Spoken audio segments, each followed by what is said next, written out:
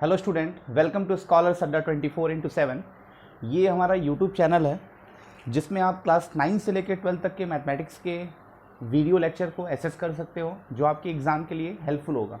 ठीक है, तो यहाँ पे जो हम स्टार्ट करने जा रहे हैं, क्लास 10th का एक चैप्टर है जिसका नाम है linear equation in two variable. Linear equation in two variable chapter जो है वो आपका अलजेब्रा यूनिट के अंदर आता है और इसको हम स्टार्ट करने जा रहे हैं। तो सबसे पहले ये देखेंगे आप कि जो linear equation in two variable है इसका मतलब क्या होता है। आपने पढ़ा है क्लास 9th में लीनियर इक्वेशन। लीनियर इक्वेशन का जो मतलब है एक ऐसा इक्वेशन जिसमें वेरिएबल की जो मैक्सिमम पावर है वो कितनी है, 1 है। फिर आ गया है टू वेरिएबल, मतलब वेरिएबल कितने होंगे, 2 होंगे। जो जनरल फॉर्म होता है या स्टैंडर्ड फॉर्म होता है linear equation in two variable का, वो होता है आपका ax plus b y plus c is equal to 0। ये आपका जनरल फॉर्म है। अब बात आती है कि सॉल्यूशन की। जब हम किसी भी इक्वेशन को सॉल्व करते हैं तो उसके सॉल्यूशन की बात करते हैं। सॉल्यूशन का मतलब होता है कि उसमें वेरिएबल की वैल्यू को फाइंड आउट करना है। वेरिएबल की वैल्यू को फाइंड आउट करने का मतलब हुआ कि आप वेरिएबल की कोई वैल्यू लेके आओ और वेरिएबल की वैल्यू इक्वेशन में पुट करिए, तो लेफ्ट हैंड साइड की वैल्यू राइट हैंड साइड के बराबर हो गई। इसका मतलब ये हुआ कि वो उस इक्वेशन का सॉल्यूशन है, मतलब वो इक्वेशन को सेटिस्फाई कर रहा है। ओके, देखिए यहाँ पे ये जो आपने जनरल इक्वेशन लिखा है इसमें एक इम्पॉर्टेंट कंडीशन ये है कि जो x एंड y के कोफिशिएंट है वो कोफिशिएंट आपके 0 नहीं होने चाहिए। मतलब a is not equal to 0 and b is not equal to 0। ऐसा क्यों बोला गया? अगर आप ही देखो a के प्लेस पे 0 होता तो 0 इंटू एक्स का मतलब 0, और b के प्लेस पे अगर 0 होता तो 0 इंटू वाई 0। मतलब इस इक्वेशन में ना तो x का टर्म होगा ना तो y का टर्म होगा, ओनली क्या होगा, कांस्टेंट टर्म होगा। तो ये आपका लीनियर इक्वेशन तो है ही नहीं। तो इसलिए कंडीशन जो इंपॉर्टेंट कंडीशन है वो a and b is not equal to 0। Okay, यहाँ पे देखिए एक टॉपिक है आपका solution of a linear equation in two variable. Linear equation two variable की सोल्यूशन की बात करेंगे। तो सोल्यूशन का मतलब होता है किसी भी इक्वेशन का सोल्यूशन हम कहेंगे तो उसमें वेरिएबल की वैल्यू को फाइंड आउट करना। यहाँ पे देखना एक लीनियर इक्वेशन हमने लिया एग्जांपल के तौर पे x plus y is equal to 5। ये केवल एक ही लीनियर इक्वेशन है। तो आप ये कहोगे कि भाई इसके कितने सोल्यूशन एग्जिस्ट करेंगे, तो हम अगर सिंप्लीफाई करते हैं x is equal to 5 minus y, ठीक है, ये एक सोल्यूशन मिला। अब आप यहाँ पे देखना इस पर्टिकुलर लीनियर इक्वेशन के लिए हम इनफाइनाइटली मेनी सोल्यूशन एग्जिस्ट करा सकते हैं। कैसे? अगर हम कहें एक टेबल बना देते हैं या यहाँ पे करते हैं if y is equal to 0 then x की वैल्यू क्या होगी। अगर आपने कहा कि सर y के प्लेस पे 0 पुट करिए, तो यहाँ पे 0 पुट किया हमने तो x की वैल्यू कितनी होगी, 5। Again if y is equal to 1, y के प्लेस पे 1 पुट कीजिए then x is equal to 5 minus 1 4। इसी तरीके से आप बहुत सारी वैल्यू यहाँ पे निकाल सकते हो। अब आप देखना कि x is equal to 5 minus y लिखा हमने, तो यहाँ पे दो तरह के वेरिएबल हैं, एक होता है डिपेंडेंट और एक होता है इंडिपेंडेंट। डिपेंडेंट का मतलब हुआ कि x की वैल्यू y पे डिपेंड कर रही है, मतलब y की वैल्यू आप अपने पास से पुट कर रहे हो, उसके रिस्पेक्ट में x की वैल्यू मिल रही है। जैसे आपने y के प्लेस पे 0 पुट किया तो x की वैल्यू कितनी मिली, 5। y के प्लेस पे आपने 1 पुट किया तो x की वैल्यू कितनी मिली, 4। इसी तरीके से डिफरेंट वैल्यू आप y की पुट करोगे तो x की वैल्यू मिलेगी। तो x आपका क्या है, डिपेंडेंट है, जो x y पे डिपेंड करता है, बट y क्या है, इंडिपेंडेंट है। वो कोई भी वैल्यू आप लेके आओगे वो किसी पे डिपेंड नहीं करता है। अगर y के प्लेस पे आप 5 रख लो तो x की वैल्यू 0 हो जाएगी। इसी तरह डिफरेंट वैल्यू पे आपका x का वैल्यू निकलेगा। तो इस पर्टिकुलर लीनियर इक्वेशन के लिए कितने सोल्यूशन एग्जिस्ट करेंगे, इनफाइनाइटली मेनी। और मैंने कहा भी था कि सोल्यूशन का मतलब होता है कि x और y की वैल्यू इस इक्वेशन में पुट करिए गिवन इक्वेशन में, तो left hand side must be equal to right hand side. Okay, यहां पे देखिए हमने एक पेयर ऑफ लीनियर इक्वेशन लिया। इसके पहले क्या था, एक ही लीनियर इक्वेशन था, तो वहां पे कितने सोल्यूशन आए थे, इनफाइनाइटली मेनी। अब हमने क्या किया, पेयर ऑफ लीनियर इक्वेशन लिया, मतलब दो लीनियर इक्वेशन आपके हो गए। जब दो लीनियर इक्वेशन होंगे तो कितने सोल्यूशन एग्जिस्ट करेंगे, ये इंपॉर्टेंट बात है कि भाई यहाँ पे वहां पे था तो इनफाइनाइटली मेनी मैंने बोल दिया था, बट यहाँ पे कितने करेंगे। तो यहाँ पे जो सोल्यूशन आता है वो जनरल सोल्यूशन होता है। जनरल सोल्यूशन का मतलब x एंड y की जो वैल्यू होगी वो गिवन फर्स्ट इक्वेशन को भी और सेकंड इक्वेशन को भी सेटिस्फाई करेगी। जैसे हम यहाँ पे हीट एंड ट्रायल यूज करते हैं, क्या अगर हम लेके चलें x is equal to 2 and y is equal to 1, क्या इसका सोल्यूशन है? चेक करते हैं। अगर x के प्लेस पे 2 पुट किया, y के प्लेस पे 1 पुट किया, तो 2 + 1 इज इक्वल टू 3, मतलब left hand side right hand side के इक्वल है। ये वैल्यू इस इक्वेशन को सेटिस्फाई कर रही है। अब चलिए चेक करते हैं क्या दूसरी वैल्यू एग्जिस्ट करती है, तो सेटिस्फाई करती है। x के प्लेस पे 2 रखा, y के प्लेस पे 1, 2 - 1 इज इक्वल टू 1। इसका मतलब ये वाली वैल्यू दोनों इक्वेशन को सेटिस्फाई करती है। तो ये आपका जनरल सोल्यूशन हो गया। एक दूसरा लेके चलते हैं, x is equal to 3 and y is equal to 0। x की वैल्यू 3 लिया और y की वैल्यू 0 लिया। चेक करते हैं, पहले इक्वेशन में x के प्लेस पे 3, y के प्लेस पे 0, 3 + 0 3, ये तो सेटिस्फाई कर रहा है। तो क्या ये सेकंड वाले इक्वेशन को सेटिस्फाई कर रहा है? 3 - 0 इज इक्वल टू 1, मतलब 3 इज नॉट इक्वल टू 1। ये तो सेटिस्फाई नहीं कर रहा, बट इसको सेटिस्फाई कर रहा है। तो ये आपका जो होगा वो जनरल सोल्यूशन नहीं होगा। तो हम यहाँ पे बताने की कोशिश ये कर रहे हैं कि एक ऐसा सोल्यूशन आपको लेके आना है जो दोनों पेयर ऑफ लीनियर इक्वेशन की जो बात कर रहे हैं, पेयर ऑफ लीनियर इक्वेशन को सेटिस्फाई करेगा, तब ये आपका सोल्यूशन होगा, अदरवाइज ये सोल्यूशन नहीं होगा। अब देखिए, पेयर ऑफ लीनियर इक्वेशन में सोल्यूशन कितने हो सकते हैं, ये बात जो है, हो सकते हैं कि उसका एक ही सोल्यूशन, जैसे यहाँ पे देखिए इस पेयर ऑफ लीनियर इक्वेशन के लिए केवल एक ही सोल्यूशन एग्जिस्ट किया। हो सकते हैं कि उसके बहुत सारे सोल्यूशन एग्जिस्ट करें, इन्फिनिटली मेनी, और हो सकता है कि कोई भी सोल्यूशन एग्जिस्ट ही ना करे। तो ये 3 केसेस होते हैं किसी भी पेयर ऑफ लीनियर इक्वेशन में सोल्यूशन के लिए। Okay,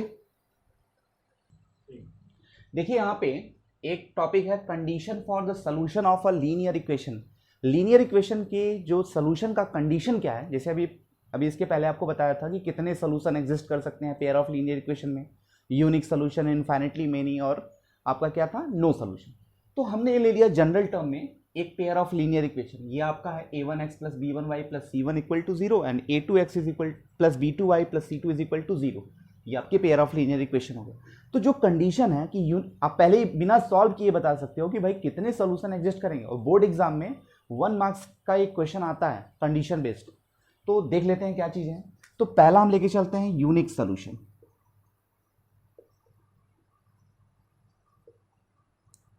unique solution, unique solution के लिए कंडीशन क्या है, तो यहाँ पे जितने कोफिशिएंट हैं, पहला कंडीशन है कि यूनिक सोल्यूशन, तो उसके लिए है a1/a2 is not equal to b1/b2। मतलब किसी इक्वेशन में x के कोफिशिएंट का रेशियो और y के कोफिशिएंट का रेशियो अगर इक्वल नहीं है, तो इसका मतलब क्या हुआ, ये आपका यूनिक सोल्यूशन। सेकेंड होगा आपका इनफाइनाइटली मेनी सोल्यूशन, मतलब बहुत सारे सोल्यूशन हो जाए। तो उसके लिए कंडीशन है कि a1/a2 is equal to b1/b2 is equal to c1/c2।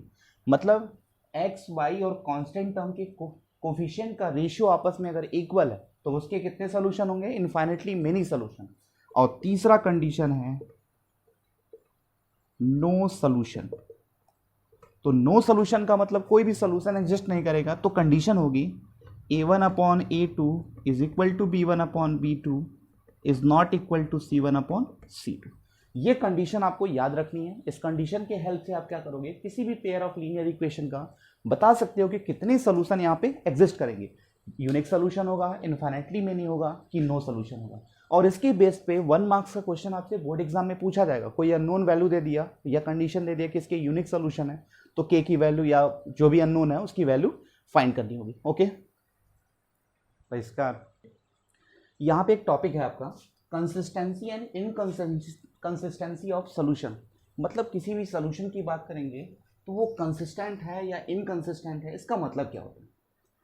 तो कंसिस्टेंसी का मतलब होता है कि किसी भी पेयर ऑफ लीनियर इक्वेशन का अगर सोल्यूशन एग्जिस्ट करता है तो वो कंसिस्टेंट होगा, अदरवाइज इनकंसिस्टेंट। तो आपने जस्ट इसके पहले पढ़ा है, कंडीशन पढ़ा है कि यूनिक सोल्यूशन और इनफाइनाइटली, यूनिक का मतलब केवल एक सोल्यूशन एग्जिस्ट करेगा और इनफाइनाइटली मेनी का मतलब बहुत सारे सोल्यूशन एग्जिस्ट करेंगे। तो कंसिस्टेंसी का मतलब है कि एक पेयर ऑफ लीनियर इक्वेशन में अगर सोल्यूशन एग्जिस्ट किया तो वो कंसिस्टेंट होगा। तो ये दोनों आपके क्या हो गए, कंसिस्टेंट हो गए। और इनकंसिस्टेंसी का मतलब होता है कि एक पेयर ऑफ लीनियर इक्वेशन का कोई भी सोल्यूशन एग्जिस्ट नहीं कर रहा। इस केस में नो सोल्यूशन का केस है, कोई भी सोल्यूशन एग्जिस्ट नहीं कर रहा, तो ये आपका क्या होगा, इनकंसिस्टेंट। तो आपको कंफ्यूज नहीं होना है, इसका मतलब आपको पता है कंसिस्टेंसी और इनकंसिस्टेंसी का, तो ये आपका कंसिस्टेंट और ये आपका इनकंसिस्टेंट हो गया।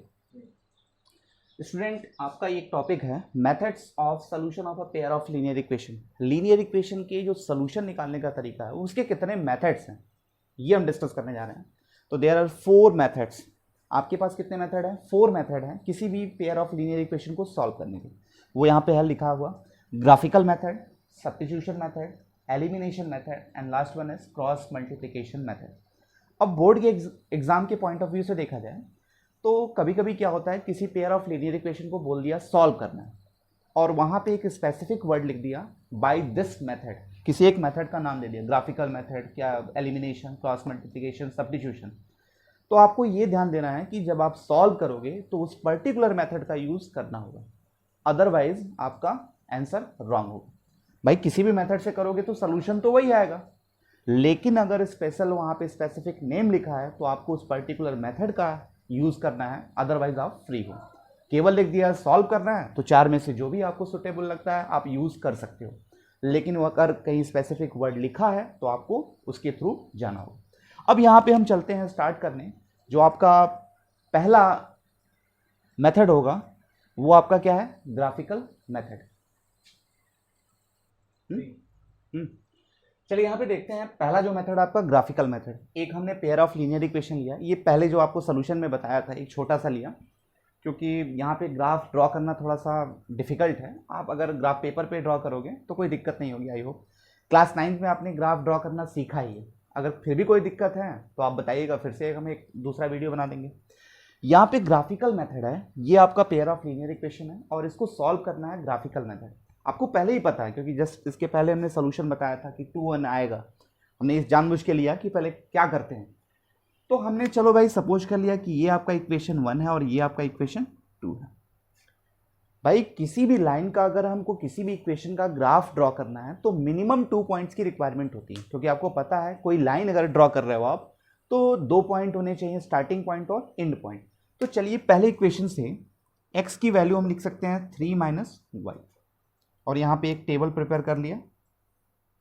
भाई मिनिमम 2 वैल्यू की रिक्वायरमेंट है, ये x एंड y की प्लेस पे आप वैल्यू पुट करो, हमने 0 पुट कर दिया। तो अगर y की प्लेस पे 0 पुट करोगे तो x की वैल्यू कितनी आएगी? 3, और y के प्लेस पे अगर 1 पुट किया तो x की वैल्यू कितनी आ गई? 2।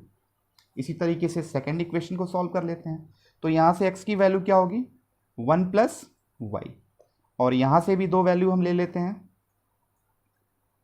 आप 2 से ज़्यादा भी ले सकते हो, और ये वैल्यू कोई ज़रूरी नहीं कि हमारा और आपका सेम आना चाहिए, आप कुछ और भी वैल्यू ले सकते हो, क्योंकि y यहाँ पे डिपेंडेंट नहीं है, इंडिपेंडेंट है, और x आपका क्या है? डिपेंडेंट है। चलिए यहाँ पे y की प्लेस पे अगर हम 0 लेते हैं तो x की वैल्यू कितनी आएगी? 1, और y की प्लेस पे 1 लेते हैं तो x की वैल्यू कितनी आ गई? 2। मतलब यहाँ से 2 वैल्यू और यहाँ से 2 वैल्यू, लाइन 1 की 2 वैल्यू और लाइन 2 की 2 वैल्यू को आपको ग्राफ पे ड्रॉ करना है। तो 2 पॉइंट मिल गया। अब ग्राफ हमने ड्रॉ करने की कोशिश की है। ये आपका ओरिजिन होता है, इधर ये x एक्सिस है, ये आपका y एक्सिस, ये x का नेगेटिव है और ये y का नेगेटिव। कोई नेगेटिव वैल्यू है नहीं, आप लेना चाहो तो नेगेटिव भी ले सकते हो। तो चलो भाई x की मैक्सिमम वैल्यू कितनी है? 3 है, दिस वन 1 2 एंड 3, और y की मैक्सिमम वैल्यू कितनी है? y की मैक्सिमम वैल्यू 1, तो ये 1 हो गया। लेना चाहो तो आप आगे चलो। पहला वैल्यू क्या है? 3, 0। x एक्सिस पे 3 यूनिट और y एक्सिस पे कितना है? 0 यूनिट, मतलब जाना ही नहीं है। तो ये वाला पॉइंट आपका हो गया 3, 0। Second point is 2, 1 on x axis 2 unit and y axis 1 unit. x axis पे 2 यूनिट, y एक्सिस पे 1 यूनिट, इन दोनों को जब मिलाया तो ये आपका पॉइंट मिल गया।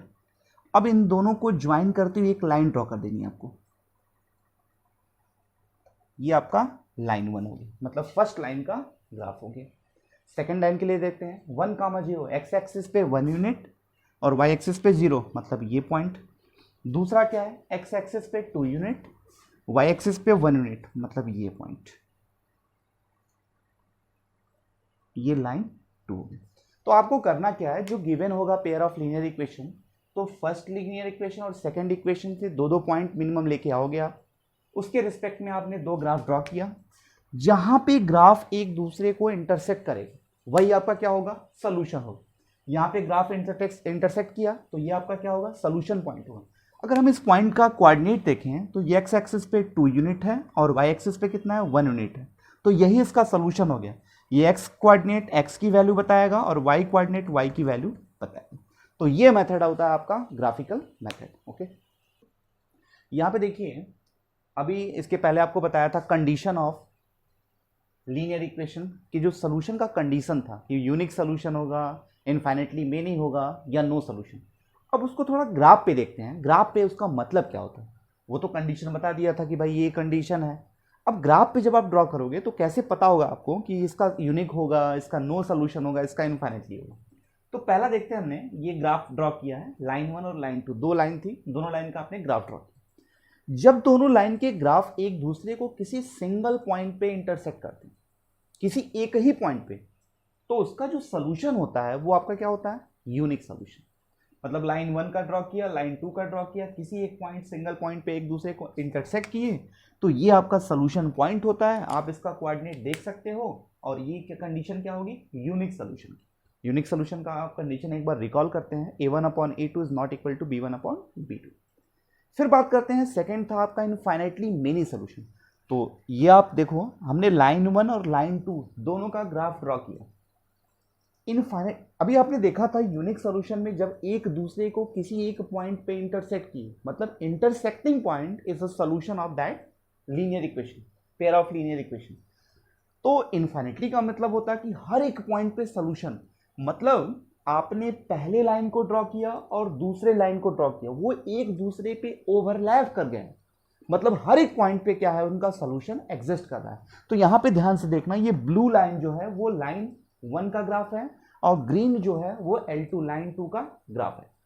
तो देख रहे हो एक दूसरे पे ओवरलैप है, मतलब हर एक पॉइंट पे क्या है, उनका सॉल्यूशन एग्जिस्ट कर रहा है। तो ये केस आपका हो गया इनफाइनाइटली मेनी सॉल्यूशन का। रिकॉल करते हैं, a1/a2 is equal to b1/b2 is equal to c1/c2। And third case is no solution, मतलब लाइन 1 आपने और लाइन 2 ड्रॉ किया, दोनों एक दूसरे को कभी भी इंटरसेक्ट नहीं करेंगे, मतलब एक दूसरे के पैरेलल हैं। देखिए, कहीं भी इंटरसेक्ट नहीं करेंगे। जब इंटरसेक्ट नहीं करेंगे तो कोई सोल्यूशन एग्जिस्ट नहीं करेगा। तो ये केस आपका होता है नो सोल्यूशन का, और कंडीशन है a1/a2 is equal to b1/b2 is not equal to c1/c2। Okay, देखिए यहाँ पे एक क्वेश्चन है, solve the pair of linear equation by graphical method and find the vertices and area of triangle formed by these line and x axis। अब देखिए, question ऐसे भी पूछा जा सकता है, यहाँ पे y एक्सिस भी हो सकता है। क्वेश्चन एक बार आप सॉल्व कर लोगे तो समझ जाओगे x एक्सिस और y एक्सिस का मतलब क्या है। ये आपके पास पेयर ऑफ लीनियर इक्वेशन है, इसको सॉल्व करना है ग्राफिकल मेथड से, वर्टिसेस का कोऑर्डिनेट बताना है और फिर एरिया बताना है। एक ट्रायंगल फॉर्म होगा, अभी आप देखोगे जब हम ड्रॉ करेंगे तो एक ट्रायंगल फॉर्म होगा और वो ट्रायंगल को x एक्सिस के साथ लेना है। चलिए, सबसे पहला काम है ग्राफ हमको ड्रॉ करना है, सोल्यूशन निकालना है। तो आपको ग्राफिकल मेथड पता है, सबसे पहले क्या होता है, 2 पॉइंट हमको निकालने हैं। Suppose this one is line 1, ये आपका लाइन 1 है और ये आपका लाइन 2। तो चलिए फर्स्ट लाइन से करते हैं। अब देखो, थोड़ी सी स्टार्टिंग में जो आपको बताया था तो बड़ा छोटा सा लिया था, आपका जो पेयर ऑफ लीनियर इक्वेशन था बहुत ईजी था। अब यहाँ पे थोड़ा टफ हो गया। तो आप फ्री हो, किसी की वैल्यू भी निकाल सकते हो, x की निकालना चाहो या y की। चलो हम यहाँ से क्या करते हैं, 3x की वैल्यू निकालेंगे तो 12 माइनस 4y, और x की वैल्यू क्या हो गई, 4y/3। भाई ये नहीं है कि आप x की निकालना चाहो, y की भी निकाल सकते हो, ये कन्फ्यूज़न नहीं होना चाहिए। अब देखिएगा, यहाँ पे भी हम टेबल प्रिपेयर कर लेते हैं। ये टेबल का जो काम है वो कैलकुलेशन आप किनारे भी कर सकते हो। अब थोड़ा सा पहले वाले इक्वेशन में था, हमने कहा था कोई भी वैल्यू लेके आ जाओ, यहाँ पर भी कोई भी वैल्यू लेके आ सकते हो, लेकिन हमको ग्राफ ड्रॉ करना है। तो ग्राफ पे अगर होल नंबर मिलेगा तो इजिली वो ड्रॉ कर सकते हैं। अगर फ्रैक्शनल मिल गया, मान लीजिए डेसिमल में मिला, तो ड्रॉ करने में थोड़ी दिक्कत होगी। तो हम, भाई आप फ्री हो, कोई भी वैल्यू एग्जिस्ट करा सकते हो, तो क्यों ना ऐसी वैल्यू एग्जिस्ट कराया जाए जिस पे आपका फ्रैक्शनल वैल्यू ना मिले। तो अब आप y की कुछ ऐसी वैल्यू बताओ कि जिस पे x का फ्रैक्शनल ना मिले। जैसे मान लो किसी ने कहा कि सर 0 रख लेते हैं, तो चलिए भाई y की प्लेस पे अगर 0 रखते हो तो ये पूरा का पूरा कैंसिल, क्या मिलेगा, 12/3 4। अगर y की प्लेस पे अगर किसी ने कहा सर 1 रखते हैं, तो थोड़ा देखिएगा, अगर 12 माइनस 4 8, 8/3 फ्रैक्शनल हो गया, भाई इग्नोर करिए, नहीं चाहिए। तो हमने 0 रख लिया था। अब दूसरी वैल्यू अगर लेना चाहें तो अगर 1 तो ले नहीं सकते हैं, फिर क्या ले सकते हो आप, -1 भी नहीं होगा, क्या कर सकते हो, 3 लेके देखा जाए। जैसे कि भाई -1 पे चेक किया तो वो भी आपका फ्रैक्शनल आ रहा था, अवॉइड करें, थोड़ा सा सोचना पड़ेगा आपको। चलो जैसे हमने कहा कि y के प्लेस पे 3 लेते हैं तो क्या मिलेगा, 12 माइनस 4 3 जा 12, 12 माइनस 12 0, 0/3 0, तो 2 पॉइंट तो मिल गए, लाइन 1 का 2 पॉइंट मिल गया। अब लाइन 2 को सॉल्व करते हैं। लाइन 2 से देखना है यहाँ पे, चलो y की वैल्यू निकालते हैं, क्या हो जाएगा 3x + 15, तो y की वैल्यू हो जाएगी 3x + 15/5। फिर वही काम होगा यहाँ पे, एक टेबल पे, ये टेबल वाला काम आप साइड में कैलकुलेशन के हेल्प से कर सकते हो, हम डायरेक्ट कर रहे हैं तो ठीक है, आप करना चाहो तो साइड में कैलकुलेशन की हेल्प से करोगे, अगर अंडरस्टूड है तो कोई दिक्कत ही नहीं है। अब यहाँ पे x की वैल्यू आप रखो और y की वैल्यू निकलेगी, तो चलिए x की वैल्यू हम 0 रख देते हैं, तो ये 0, 15/5 3 हो गए। अब यहाँ पे हम बात करेंगे x की दूसरी वैल्यू, बताओ कि जिसको रखें हम तो आपका y का वैल्यू निकल जाए। मान लीजिए अगर 1 रखते हो तो वही गलती होगी, 15 + 3 18/5 फ्रैक्शनल आ गई, तो हम कहना है चलो भाई नहीं, x की वैल्यू -5 रख लीजिए, आप भी चेक करते चले जाओगे, तो 5 3 जा 15, -15 और +15 कैंसिल आउट, 0/5 0, तो ये तो 2 वैल्यू आपकी मिल गई। अब इसके हेल्प से हम क्या करेंगे, ग्राफ ड्रॉ करेंगे। ओके, देखिए अब जो आपके पॉइंट है, लाइन 1 का पॉइंट है, लाइन 2 का पॉइंट मिला है, अब इसको ग्राफ पे ड्रॉ करते हैं। तो चलिए लाइन 1 की ग्राफ की बात करें तो पहला कोऑर्डिनेट होगा 4,0, एक्स एक्सिस पे 4 यूनिट और वाई एक्सिस पे कितना है 0 यूनिट, तो आपका ये जो ग्राफ मिलेगा वो हम देखेंगे, ये आपका 4,0 हो गया। सेकंड क्या होगा 0,3, x y axis sorry x axis पे 0, वाई एक्सिस पे 3, तो ये मिल गया। अब इन दोनों को ज्वाइन कर लेती है, ज्वाइन कर लिया, ये आपका क्या हो गया, आगे एक्सटेंड कर देना लाइन 1, ठीक है। दूसरा पॉइंट क्या है आपका 0,3, सेकंड लाइन के लिए 0,3, एक्स एक्सिस पे 0 और वाई एक्सिस पे 3, तो एक्स एक्सिस पे 0 वाई एक्सिस पे 3, यही मिल गया। सेकंड पॉइंट होगा -5,0, एक्स एक्सिस पे -5, वाई एक्सिस पे 0, तो वाई एक्सिस पे 0 का मतलब यही, ये वाला पॉइंट मिल गया। अब इन दोनों को ज्वाइन कर लीजिए, ये आपका लाइन 2 हो गया। देखिए क्वेश्चन में कहा था, ये थोड़ा सा टेढ़ा लग रहा है वो एडजस्ट कर लीजिए, graphical method and find the vertices and area of the triangle form by these line x axis. अब देखिए एक्स एक्सिस के साथ ये दोनों लाइन क्या है, एक ट्रायंगल बना रही है, जिसका कोऑर्डिनेट अगर वर्टिसेस की बात करें तो मान लीजिए ये ए है, ये बी है और ये सी। तो एक देखिए यहाँ पे ए के कोऑर्डिनेट की हम बात करेंगे, तो ए का कोऑर्डिनेट क्या है, एक्स एक्सिस पे 0 है, वाई एक्सिस पे 3 है, तो 0,3। अब यही देखिए सॉल्यूशन भी देख लेते हैं एक बार। सॉल्यूशन आपको पता है कि जब दोनों लाइन एक दूसरे को जिस पॉइंट पे इंटरसेक्ट करते हैं वही उसका क्या होता है, सॉल्यूशन होता है। तो कहाँ पे इंटरसेक्ट किया है भाई, यही तो किया है, और इस पॉइंट का कोऑर्डिनेट क्या है 0,3, मतलब x की वैल्यू 0 होगी और y की वैल्यू 3 होगी। इसी तरीके से हम b का कोऑर्डिनेट देखें, एक्स एक्सिस पे नेगेटिव -5,0 और c का कोऑर्डिनेट क्या होगा, ये जो c पॉइंट है इसका कोऑर्डिनेट होगा 4,0। तो ये आपको ट्रायंगल मिल गया। ट्रायंगल कहाँ बना आपका, एक्स एक्सिस के साथ बना। इसी तरीके से आप वाई एक्सिस को भी बना सकते हो। भाई किसी भी ट्रायंगल को बनाने के लिए 3 लाइंस की ज़रूरत होती है, 2 लाइन तो आपका गिवन होगा और तीसरी लाइन क्या है, वो एक्स एक्सिस हो सकती है या वाई एक्सिस। अगर वाई एक्सिस होता तो कुछ ग्राफ ऐसे बनता, वाई की बात करते और एक्स की बात किया तो ये। अब आपको पता है कि एरिया ऑफ ट्रायंगल क्या होता है, 1/2 बेस इंटू हाइट। बेस क्या है, बेस का मतलब ये पूरी दूरी। तो आपने कोऑर्डिनेट में पढ़ा है कि ये डिस्टेंस की बात करेंगे, ये नेगेटिव -5 बता रहा है कि नेगेटिव डायरेक्शन में है। ओरिजिन से ये दूरी कितनी है 5 यूनिट और ये कितनी दूरी है 4, तो टोटल दूरी कितनी हो जाएगी भाई 9 यूनिट। तो 1/2 बेस कितना हो गया 9। और हाइट की बात करते हैं तो परपेंडिकुलर डिस्टेंस, ये ट्रायंगल में देखना ओरिजिन आपका पता है कि परपेंडिकुलर होता है, तो ये डिस्टेंस आपकी हाइट की तरफ ट्रीट करेगी और ये डिस्टेंस है कितनी 3। तो सिंप्लीफाई करेंगे तो 27/2 = 13.5। ये आपका क्या हो गया 13.5। अब आपको पता है कि एरिया की यूनिट क्या होती है स्क्वायर, यूनिट, तो ये आपका आंसर हो जाएगा। अब देखिए ये क्वेश्चन तो आपने सॉल्व कर लिया, तो आपको हम बताना चाहेंगे कि क्लास 10th के लिए आप एनसीईआरटी और आर.एस. अग्रवाल की बुक को प्रेफर करिए, क्योंकि बोर्ड एग्ज़ाम के लिए बहुत अच्छी बुक है। मेरा मानना ये है कि आप एनसीईआरटी के और आर.एस. अग्रवाल के क्वेश्चंस को, एग्जाम्पल्स को, एक्सरसाइज को करते हो तो आप एग्ज़ाम में बहुत अच्छा मार्क्स अचीव कर सकते हो। और ये क्वेश्चन करिए, अगर आपको कोई डाउट होता है, कुछ क्वेश्चन में प्रॉब्लम होती है, तो आप हमें कमेंट बॉक्स में लिख के भेजिएगा। वहाँ से हम आपको सोल्यूशन देने की कोशिश करेंगे और आपको हर एक कॉन्सेप्ट क्लियर करने की कोशिश करेंगे। तो थैंक्स फॉर वॉचिंग।